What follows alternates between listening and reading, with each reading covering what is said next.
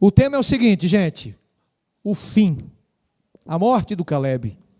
Ué, como assim, pastor? Nós nascemos, nos desenvolvemos, nós crescemos e nós morremos. Esse nunca foi o plano maravilhoso de Deus. Ninguém nasceu, meu irmão, minha irmã, para morrer. É algo estranho a morte. É tão estranho que a gente fica arrepiado quando fala em morrer. Quando fala em funeral, eu já fiz como pastor, a gente como ministro, a gente tem muitas prerrogativas, né? E a gente faz muitas cerimônias, tipo batismo, casamento, lançamento de pedra fundamental, tanto para a escola como para a igreja. A gente faz ordenação de anciãos, de pastores, de diaconisas, de anciãs, de diáconos. A gente faz vários tipos de cerimônias.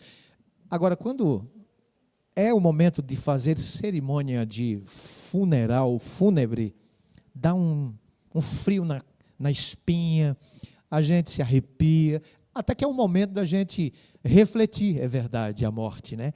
Porque a morte faz parte da vida, mas esse não foi a vontade original de Deus. Por que nós morremos?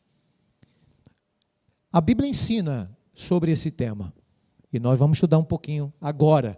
E vamos começar com o livro de João, capítulo 11, versos 11 a 13. Falando justamente sobre a morte de um amigo de Jesus chamado Lázaro. Aí estão os textos na tela. Vocês podem ler aqui e o pessoal lá da mídia também lê, do virtual. Veio para o que era seu e os seus não o receberam. Nesse mesmo capítulo, nesse mesmo livro de João, capítulo 11, o verso 12 diz: mas a todos quantos o receberam, deu-lhes o poder de serem feitos filhos de Deus, a saber, aos que creem no seu nome, os quais não nasceram do sangue, nem da vontade da carne, nem da vontade do homem, mas de Deus. Neste mesmo capítulo, conta a história da morte de um dos seus melhores amigos, chamado Lázaro. Você vê que a morte é uma coisa tão estranha que o próprio Jesus começa dizendo assim, ó: todos não receberam, pelo menos a maioria, né, dos seus próprios compatriotas, mas todos quantos o receberam, Deus deu o poder de transformá-los em filhos e filhas dele, os que creem no seu nome. Então, quem crê em Deus, ele é transformado em filho. Você sabe quando você nasce, já pós-pecado, já há milênios que o pecado surgiu, né? Eu falei um pouquinho sobre isso em uma das palestras, em um dos sermões dos 11. Mas olha, todos nós nascemos pós-pecado, nascemos com uma natureza pecaminosa, logo nós nos tornamos suas criaturas. Mas você sabe quando é de fato, quando nos tornamos filhos de Deus, em vez de apenas criaturas? Quando acreditamos nele, quando aceitamos a ele, quando cremos. Aí é que o próprio Jesus fala: todos os que creem nele, Deus, com seu poder enorme, os transforma em seus filhos. Já éramos suas criaturas depois do pecado. Aí a gente começa a se tornar filha e filho dele a partir do momento que a gente crê nele. Porque quando a gente nasce da mamãe, do papai, nós somos chamados de nascidos de mulher ou nascidos do sangue, né? Aí, mas quando nós nascemos do Espírito, nascemos novamente, não da vontade da carne, nem da vontade do homem, mas da vontade de Deus, aí nos tornamos filhos. Eu estou gritando um pouquinho, aumenta meu volume aqui do retorno, por favor. Jonatas, melhorou, aí eu não grito mais. Ótimo. Então, gente, está aí, nós somos filhos de Deus a partir do momento que nós acreditamos nele. Mas a pergunta é: como a gente não nasceu para morrer, né? A gente nasceu para ter vida eterna, ou seja, para imortalidade. Nós temos um problema para resolver agora, né? Porque tem gente que diz que é eterno ou é eterna. Tem gente que diz que quando morre, não morre. E de onde surgiu essa famigerada heresia? Vamos acompanhar então de onde surgiu. Segundo a palavra de Deus, porque não adianta, gente, tem muitas heresias por aí, tem muitos achismos por aí, e muitas pessoas com suas heresias, com seus achismos, são teimosas e acreditam em crenças, né, em doutrinas que não foram criadas por Deus e não estão contidas nas Escrituras. Como esse é um livro dos cristãos, então nós acreditamos nesse livro. O cristianismo tem como livro de cabeceira a palavra de Deus. Então é o seguinte, aqui tem a nossa regra de fé e prática. Ah, não, pastor, mas eu gosto de um livro de tal fulano, de tal beltrano, ciclano, e lá é interessante, tem até filmes desse autor, etc. Então, eu costumo praticar e acreditar nas regras deste outro livro e destes filmes de Hollywood. Bem, então você não é cristã, porque a cristã verdadeira, ou cristão verdadeiro, tem como regra de fé e prática o livro do Caleb, que é a palavra de Deus. Ok? Então, já que estamos sendo cristãos, cremos na palavra de Deus, então vamos, segundo a palavra de Deus, saber se o homem é mortal ou imortal. E o primeiro texto está em Salmo 8, e o segundo texto em Ezequiel 18. Vamos ler? O primeiro diz assim, Salmo 8, verso 4. Que é o homem que dele te lembres? E o filho do homem que o visites? Aí Ezequiel diz assim, Ezequiel, ele complementa, eis que todas as almas são minhas, referindo-se ao ser humano, né? Como a alma do pai, também a alma do filho é minha, a alma que pecar, essa morrerá. Ué, não é que eu pensava antes de ler a Bíblia que a alma não morre? Olha o que continua o verso 20 do capítulo 18 do profeta Ezequiel. A alma que pecar, essa morrerá. O filho não levará a iniquidade do pai, nem o pai a iniquidade do filho. A justiça do justo ficará sobre ele, e a perversidade do perverso cairá sobre este. Segundo esse texto aí, a alma morre. Tá, mas a pergunta é, pastor, o que é alma? Não é? Vamos conhecer etimologicamente a palavra alma nos livros que deram origem a esta expressão, ok? Vamos estudar. Bem, Deus, ele tudo fez, né? Porque tudo fez formoso, perfeito, no devido tempo. Diz Eclesiastes 3, verso 11. Também pôs a eternidade no coração do homem. Olha só, por isso que eu falei, ninguém nasceu, foi criado por Deus para morrer. Porque o próprio Deus, eterno, imortal, único no universo, como disse Paulo ao seu filho na fé, Timóteo, ele colocou no coração do homem, gente, a eternidade. Você tem que entender algumas expressões bíblicas, né? A Bíblia, ela tem muitos símbolos, muitas metáforas, muitas tipologias. Exemplo, quando Jesus esteve na terra, ali mesmo no Monte das Oliveiras, precisamente depois de ter orado ao Pai no Getsêmani, Pai, se possível, passa de mim este cálice, tal. 3 vezes, aí ele volta-se para os discípulos que estavam ali dormindo, os discípulos acordam, veem a face de Jesus como em sangue, né? Suor em sangue, a face de Jesus abatida. Jesus olha para eles e diz assim, a minha alma está profundamente triste e até a morte. Existem algumas expressões que a gente tem que entender a conotação, o significado, a metáfora, a tipologia, o que de fato está significando aquela expressão. Então, quando Jesus fala, a minha alma está triste, ele não está se referindo ao corpo. Ele está se referindo ao seu estado de espírito. Então, você tem que entender o significado, o contexto da palavra, tá?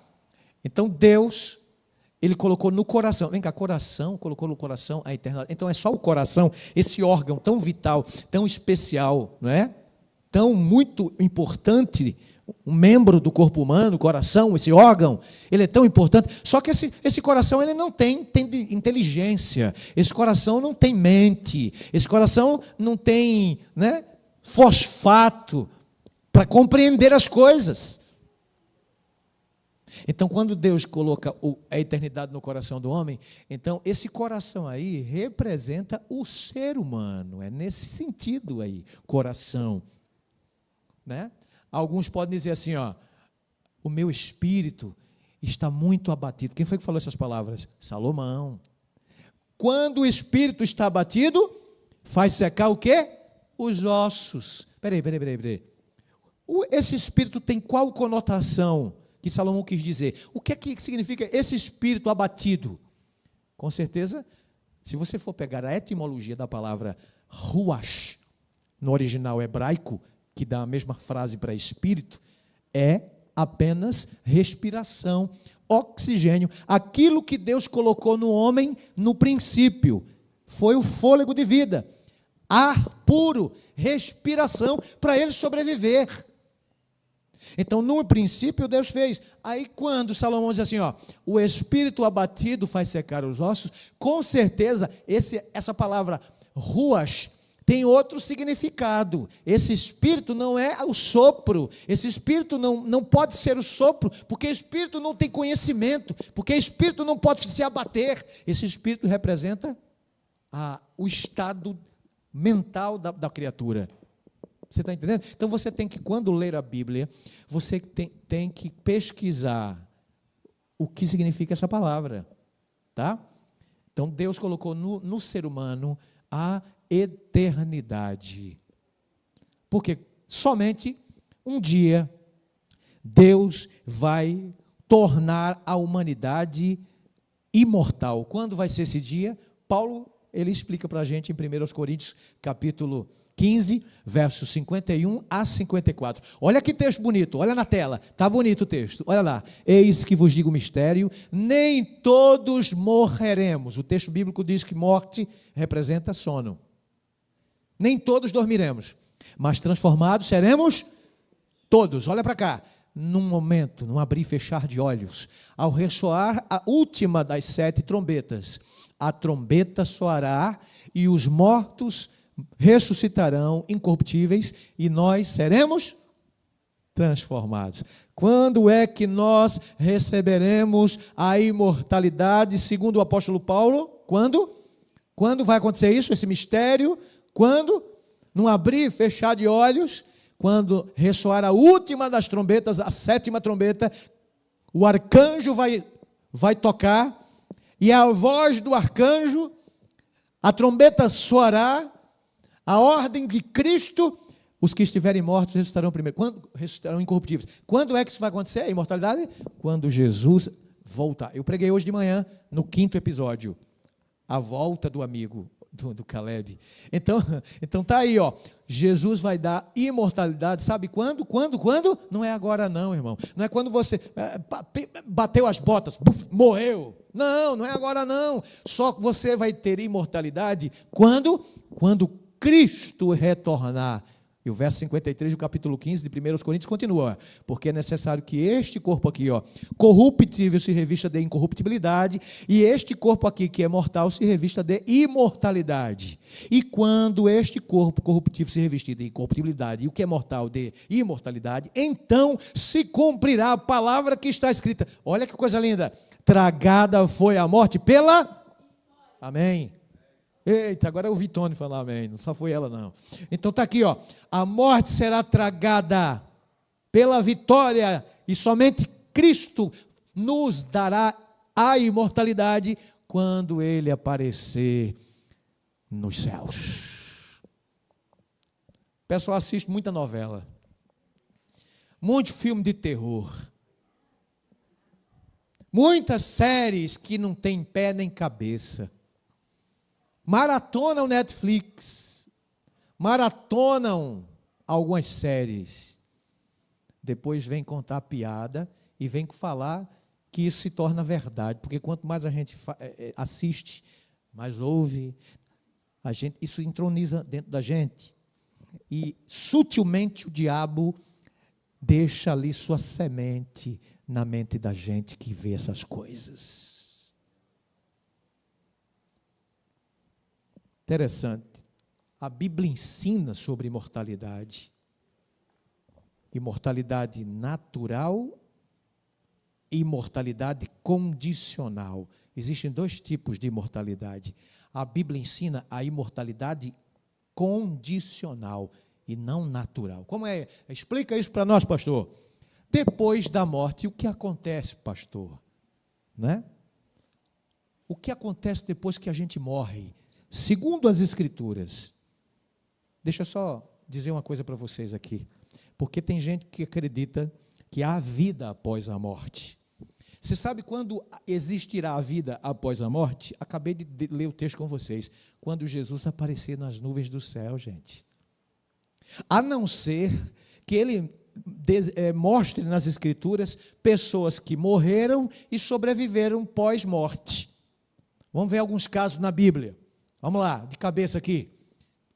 Elias, não.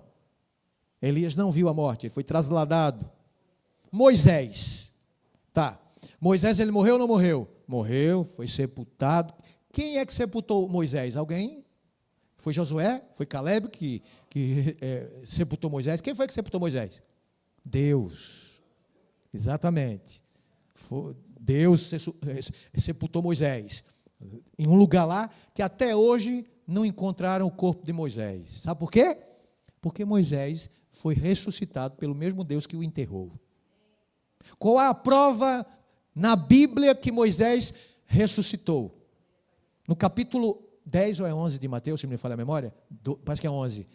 No Monte da Transfiguração, Jesus estava com os discípulos, né? E de repente, Jesus estava tão angustiado, se transfigurou, e aparecem duas figuras do Antigo Testamento. Elias de um lado, Moisés do outro. Vocês já ouviram essa história? Elias, Elaine, de um lado, Eliane, Antônio. Quanto tempo, Antônio? Elias de um lado, Moisés do outro, né? Aí Moisés estava conversando com Jesus, de repente, e Elias também. Espera aí, isso é sessão espírita, com todo respeito aos meus irmãos kardecistas e outros que são fãs e adeptos da doutrina da imortalidade natural da alma, viu? Com todo respeito, meus irmãos, eu não estou dizendo que vocês estão perdidos, não. Só estou dizendo que vocês estão equivocados quanto à imortalidade natural da alma. Só isso porque nós cremos na Bíblia. E a Bíblia é contra esse pensamento de imortalidade natural. E a Bíblia prova que é o contrário. Só existirá imortalidade condicional quando Jesus aparecer nas nuvens dos céus com a ressurreição. Não cremos na reencarnação, cremos na ressurreição de todos os mortos. Aí Moisés estava conversando. Então não é uma sessão espírita, não é um defunto que voltou dos mortos para conversar com Jesus vivo. E ali foi uma conversa de 3 pessoas mesmo. Moisés falando com Jesus, Elias falando com Jesus, os 3 conversando ali. E existe uma explicação para isso, qual era o teor da conversa dos 3 ali. O teor da conversa era simplesmente o seguinte, eram os 2, Moisés e Elias motivando Jesus, incentivando Jesus a não desistir do plano da salvação. Vieram do céu os 2, né, para mostrar para Jesus e dar força para Jesus e animar Jesus que ele tinha algo importantíssimo para fazer e que ele não devia desistir. E sabe o que significam os 2, Moisés e Elias? Moisés representa todos os homens e mulheres que dormiram em Cristo e ressuscitarão com a volta de Jesus. E sabe o que Elias estava representando ali? todos os que não vão ver a morte, é o que eu falei de manhã.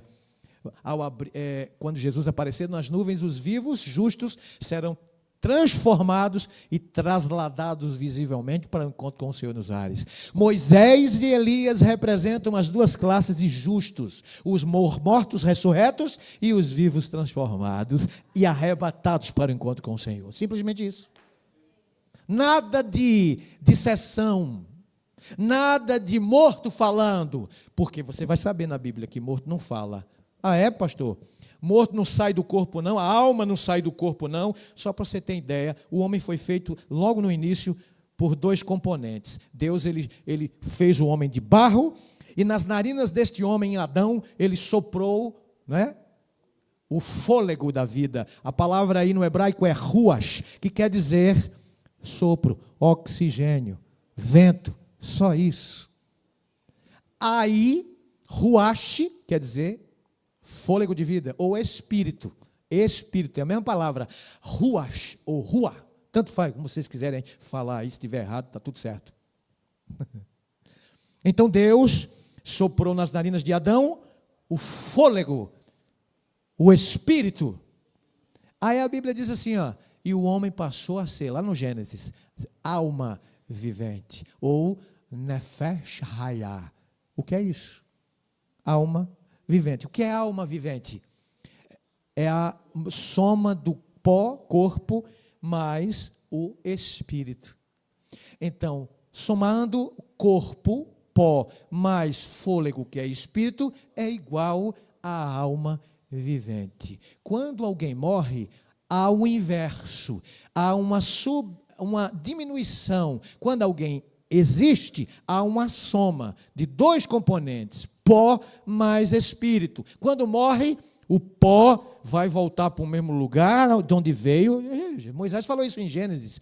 E o espírito vai voltar para onde veio. Lembrando que o espírito não é uma pessoa que Deus colocou na pessoa. O espírito é apenas vento, sopro, ruach, que no grego é pneuma. Aí eu já expliquei isso aqui. Vou repetir para os que estão voando aí. Ó, pneuma é fôlego de vida. Ó, o carro tem pneu, não tem? A bicicleta tem pneu, não tem? Não é? O triciclo tem pneu, não tem? Tem. A sua moto tem pneu, não tem? Tem. O que é pneu? Pneu é o que está por fora ou é o que está dentro? Não, pneu não é a borracha. Pneu é o que foi insuflado, é o ar. Alguém que se especializa na área da medicina em oxigênio, em doenças do pulmão, eles são considerados e chamados de pneumologista. Vem da origem grega, pneumo, ar. Nada de sair do corpo. Olha o que Salmo 6, verso 5, e Eclesiastes 9, verso 5. Diz a respeito do estado dos mortos, porque tem muita gente que assistiu um filme, que assistiu uma novela, que leu um livro e ficou meio confusa. Então pensa assim, rapaz, a vida após a morte. Ah, é? Então lê esses dois textos aí, ó. Pois na morte não há recordação de ti, no sepulcro, quem te dará louvor? Peraí. Na morte não há recordação de ti, no sepulcro, quem vai te louvar? Tem um mais forte agora, Eclesiastes 9, verso 5. Os vivos sabem que vão morrer um dia, não é? Nós sabemos. Mas o que é que os mortos sabem? Coisa nenhuma, nem tão pouco terão eles recompensa, porque a sua memória jaz Isso é um estudo bíblico, gente. Vocês que estão querendo... Vocês estão querendo estudar a Bíblia? Aqui é um estudo bíblico, é uma classe bíblica. Então aproveita aí e mastiga, degusta a palavra de Deus. Está aí, ó. Morto não sabe coisa nenhuma. Mas, pastor, eu falei com meu pai. Não falou com seu pai, não. Com todo respeito. Você não falou. A Bíblia diz que morto não fala. Morto não ouve. E morto não pode ajudar mais ninguém. Se você tiver que ajudar alguém, ajude enquanto você está com vida. Porque na sepultura você não vai fazer mais absolutamente nada. Olha aí, ó. Eu só antecipei, viu? Eu só antecipei, eu sou muito antecipadinho, né? Muito apressadinho, mas o texto de Gênesis 2,7 nos ajuda. O Deus Todo-Poderoso formou o homem do pó da terra, soprou nas suas narinas o fôlego de vida, e o homem passou a ser o quê? O homem não tem alma, o homem é alma. Ezequiel lembrou de Moisés e recebeu essa inspiração do Espírito Santo e escreveu assim: toda alma que pecar morrerá. Ezequiel sabia o verdadeiro significado de um ser humano, humanidade. O ser humano, a alma, é a soma de pó mais fôlego. Só isso. Agora, pastor, como entender a questão do espírito abatido? Eu expliquei no início para vocês. Você tem que ver a conotação, o contexto, o significado, né? A poesia da coisa. E eles usaram a poesia. Tanto os profetas, como também os apóstolos, ao escreverem, usaram poeticamente. Tá bom? Tá, pastor? Então, tudo bem. Então, já que morto não fala, morto não ama, morto não odeia, porque a sua memória jaz no esquecimento, o que acontece na morte do ser humano, então? Aí, Gênesis e o Salmo também, e o próprio Salomão nos dão a resposta. Primeiro com Moisés. Ele escreve assim, no suor do teu rosto comerás o teu pão. Isso foi a sentença, né? Quando o homem pecou. Até que tornes aonde?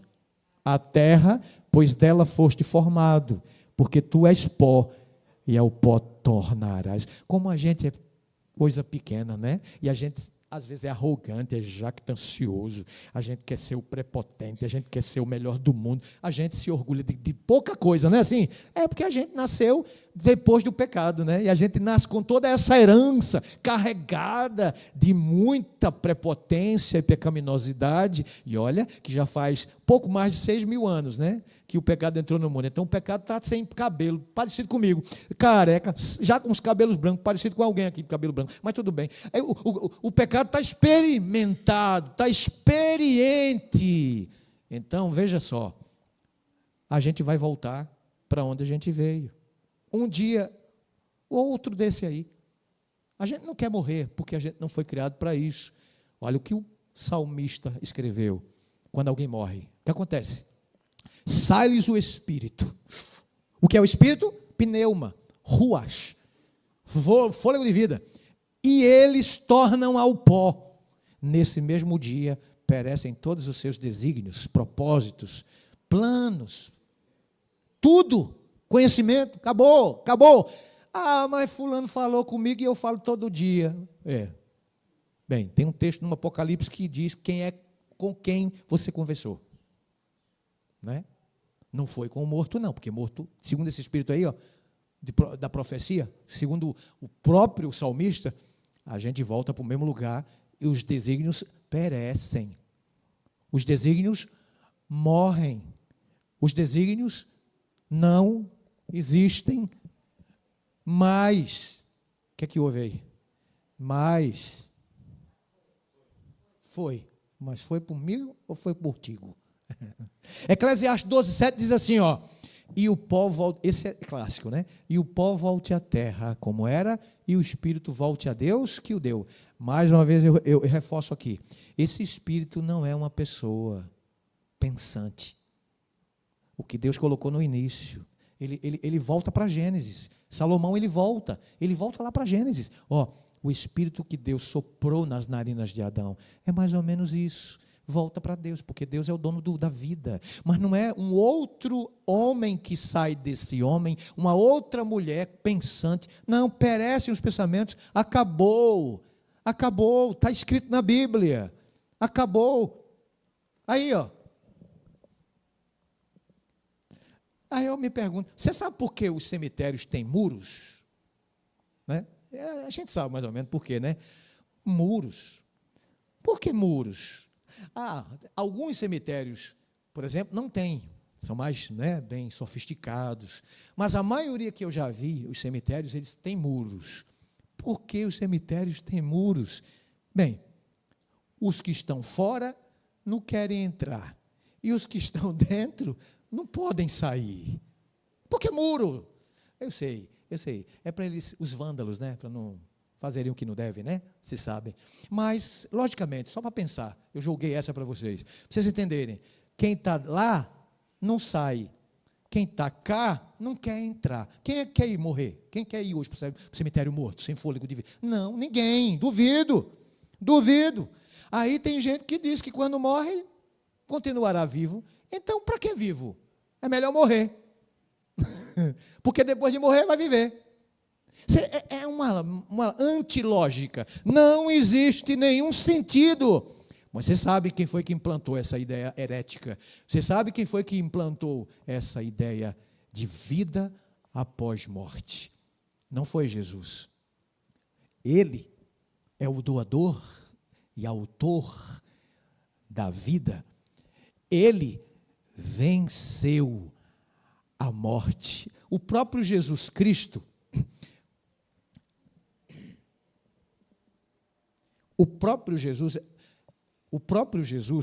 ele venceu a morte. A ideia herética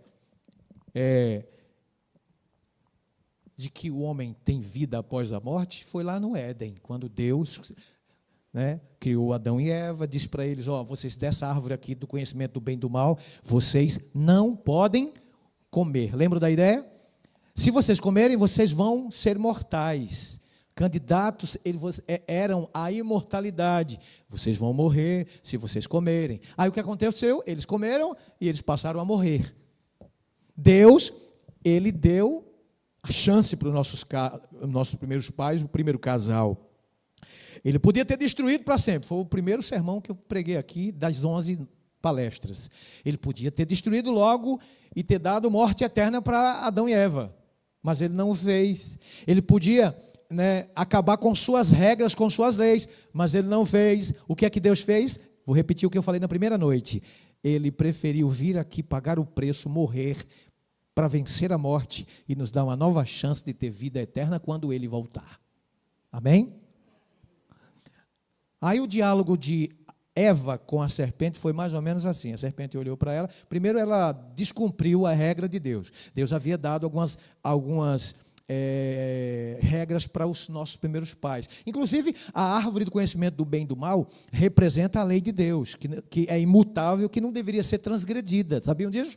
Pois é. Aí Deus disse para eles, vocês não podem tocar nessa árvore, não podem comer deste fruto, não podem, porque senão vocês vão morrer. Aí entrou aqui, saiu pelo outro lado. A mulher se aproximou da árvore, do conhecimento do bem e do mal, que Deus havia dito, não se aproxime. Sabe o que aconteceu? A serpente apareceu. Lembrando que a serpente era uma das mais lindas figuras, animais, um dos mais lindos, e um dos que mais a mulher gostava. A serpente não é essa coisa braba, feia, horrível, horrorosa, não. A serpente tinha até asas, até porque o castigo para ela foi o quê? Você vai rastejar. Isso denota que ela não rastejava, ela voava, brilhava.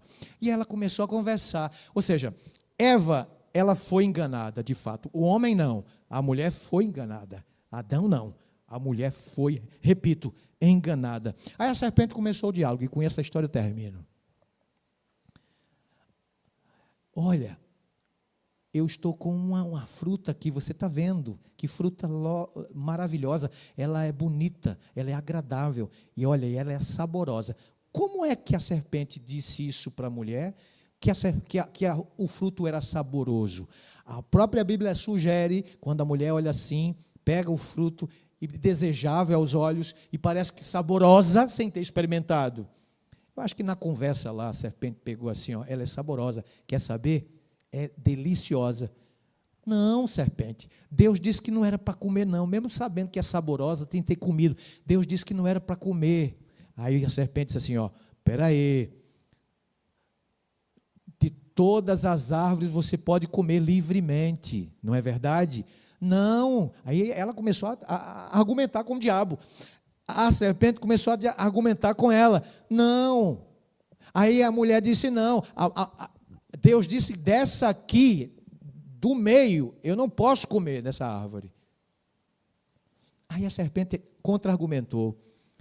Sabe por que ele disse que você não pode comer dessa? Porque se você comer, os seus olhos vão se abrir e você vai ser conhecedora do bem e do mal como ele é. Isso é conversa fiada. Vai. Ela é saborosa. Quer ver, ó? Eu imagino que a serpente pegou uma fruta e deu uma mordida e começou a degustar, e começou a mergulhar no sabor do fruto, e começou a dizer para ela: é muito gostosa mesmo, é saborosa essa fruta.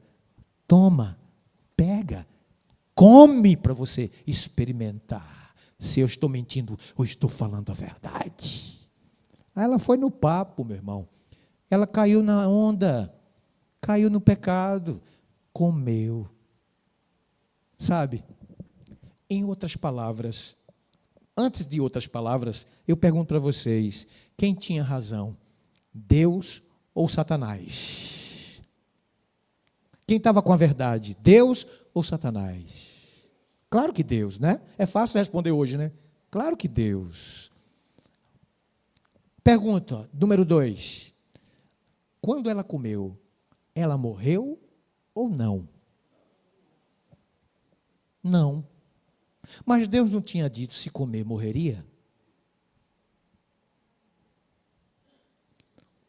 Era para morrer. Primeira palestra que eu dei. Era para morrer. Morrer eternamente. Era para morrer. Mas Deus disse, teve misericórdia. E ainda deu 900 anos para Adão. Eles passaram a ser mortais. Eles eram para ser destruídos. Mas Deus usou de misericórdia.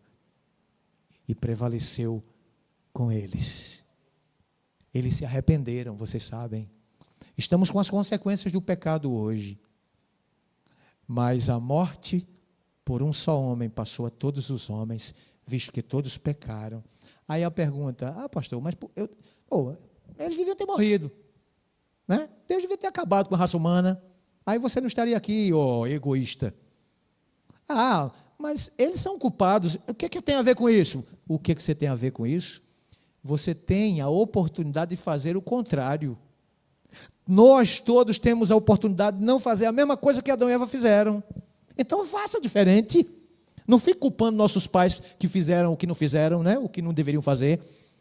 Hoje é a oportunidade que Deus te dá para você não desobedecer. Cada dia que a gente desobedece à lei de Deus é um fruto que a gente está mordendo. É uma transgressão que a gente está cometendo contra o Papai do céu, contra a vontade dele. Então faça diferente, meu irmão Caleb, minha irmã Caleb, faça diferente, você que está me assistindo. Ore a Deus e permaneça firme, porque um dia a morte não vai existir mais. A morte vai acabar. Os resultados do pecado também não irão existir mais. A doença não vai existir mais. A lágrima, a decepção, a frustração, isso tudo vai passar. Isso tudo vai ter um final. Deus é que vai pôr um ponto final na história do pecado. Mas sabe quando isso vai acontecer? Quando Cristo voltar. Basta confiar. Não confie nos filmes hollywoodianos, não confie em novelas, não confie em preceitos humanos. Confie em Cristo, porque Ele vai voltar e vai pôr um ponto final. Um dia nós vamos assistir o funeral da morte, e é Deus quem vai destruir.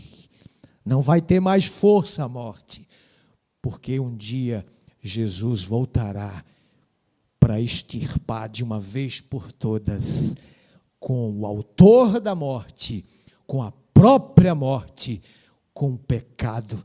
Não haverá mais pecado, não haverá mais pecadores, porque Jesus apareceu e pôs um ponto final, repito, na história do pecado. Você acredita que Jesus vai voltar para pôr fim à morte? Se você crê, entregue-se a Ele agora, enquanto você ouve. Basta confiar nele, porque Jesus virá.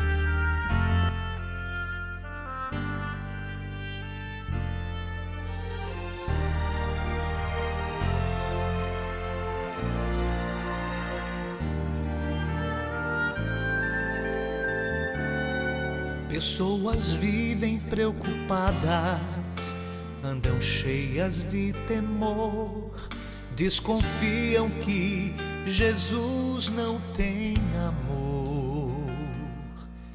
Era como eu me sentia, envolvido em treva e dor, mas um dia encontrei um Salvador.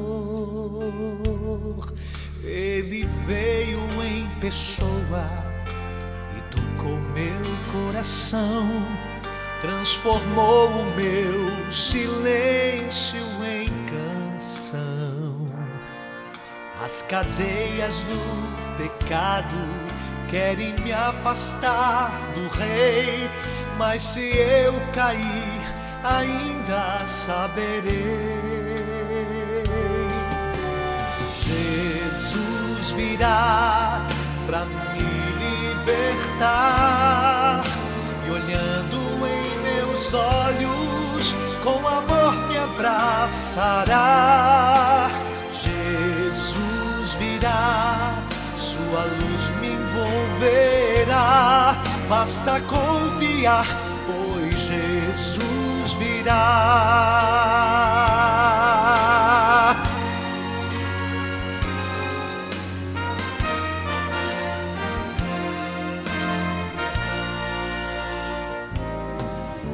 Mesmo em meio a sofrimentos é difícil aceitar que existe um Deus que está a me escutar.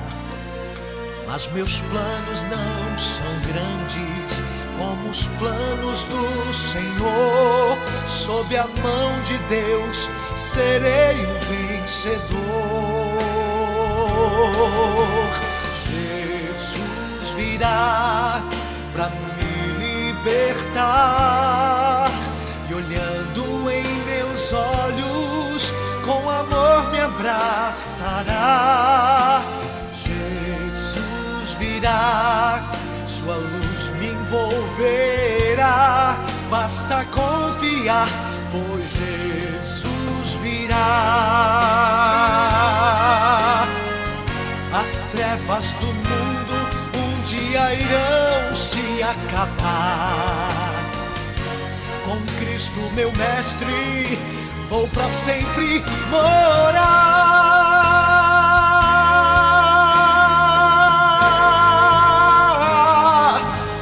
Jesus virá pra me libertar, e olhando em meus olhos, com amor me abraçará.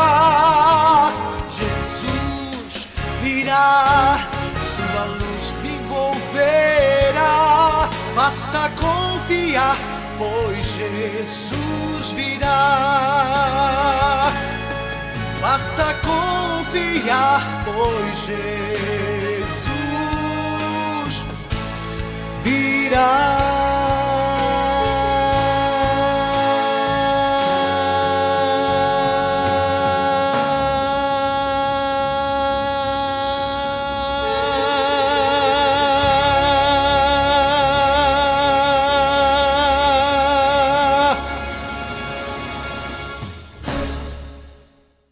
Ele virá. A sua vinda é certa. A palavra é verdadeira. Ele disse que voltaria e vai fazer algo que nós estamos ansiosos para assistir, que é o funeral da própria morte. Você quer morar eternamente com Jesus? Mas você só vai morar eternamente com Jesus quando Ele voltar. Não antecipe algo que não dá para antecipar. Não quebre as etapas. Aguarde, espere, apresse, espere, aguarde. Certamente Ele voltará. Quantos essa noite querem dizer: Senhor, vem logo, porque eu quero ver os meus queridos que morreram, mas eu só vou ver quando o Senhor voltar. Vem logo, porque eu quero ver o funeral da morte. Vem logo, porque eu quero que esse sofrimento acabe logo. Crianças padecendo, sofrendo nos hospitais, mendigos nas ruas. Eu quero que o Senhor venha logo para acabar com tudo isso. Vem, Senhor, Maranata. O Senhor logo vem. Se você crê nisso, gostaria de se preparar para o funeral da morte, para a volta do Senhor, fique em pé e ore comigo. Obrigado, Senhor, porque a tua vinda é certa.